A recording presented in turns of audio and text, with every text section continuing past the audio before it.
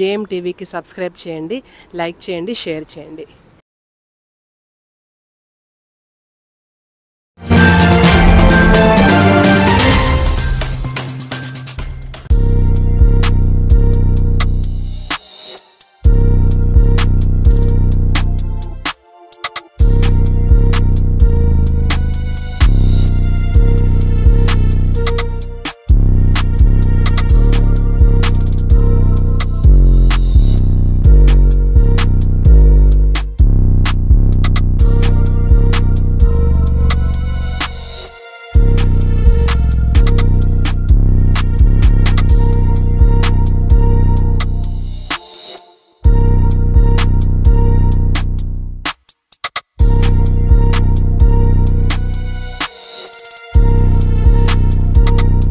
Proddatur town బ్యాంకులో గతంలో YSRCP party ఆధ్వర్యంలో వెల్లాల కుమార్ రెడ్డి గారు టౌన్ బ్యాంక్ అధ్యక్షులుగా ఉండడం జరిగింది.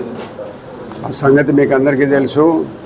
అయితే ఇప్పుడు ఆంధ్రప్రదేశ్లో తెలుగుదేశం పార్టీ అధికారంలోకి వచ్చి నారా చంద్రబాబు నాయుడు గారు ముఖ్యమంత్రి అయిన తర్వాత ఈ ప్రొద్దుటూరు టౌన్ బ్యాంక్ని చైర్మన్గా ఉండబడిన కుమార్ రెడ్డిని తొలగించి మెజారిటీ డైరెక్టర్లు మాకు ఉన్నారు కాబట్టి మెజారిటీ డైరెక్టర్ ద్వారా మరి ఆయన రాజీనామా చేసినాడు.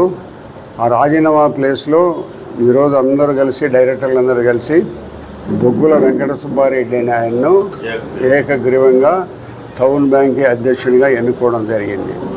అందరూ డైరెక్టర్లు ఆయన కావాలని కోరుకొని ఆయన్ను ఏకగ్రీవంగా ఎన్నిక చేసిన దానికి అందరి డైరెక్టర్లకు ధన్యవాదాలు తెలియజేస్తూ మంచి పరిపాలన అందిస్తారనే ఒక మీ అందరి సమక్షంలో సుబ్బారెడ్డి కూడా నిరంతరము అందుబాటులో ఉంటూ ప్రజలకు ఎక్కడ ఎలాంటి ఇబ్బంది లేకుండా ఎక్కడ ఎలాంటి ఆరోపణలకు అవకాశం లేకుండా నిజాయితీగా నడుచుకుంటాడు. తప్పకుండా టౌన్ బ్యాంక్ అభివృద్ధి కోసము శాయశక్తులా పాటుపడతాడు. ఇప్పటికి ఇంకా ఉండబడిన లోన్స్ను ఆయన టర్మ్లో ఇంకా 2 సంవత్సరాలు పైన టర్మ్ ఉంది సుబ్బారెడ్డి గారికి.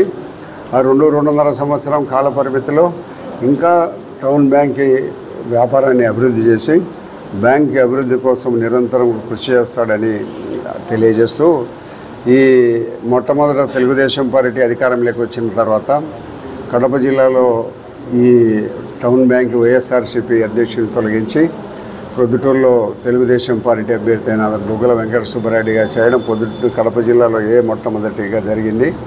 ఇంకా కొన్ని కడపలో కూడా జరిగేదానికి అవకాశం ఉంది.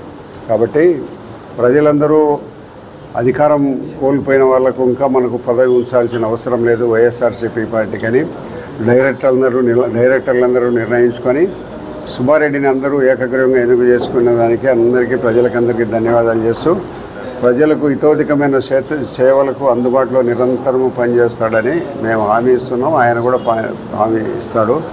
సుబ్బారెడ్డి గారిని మాట్లాడవలసింది కోరుతున్నాం.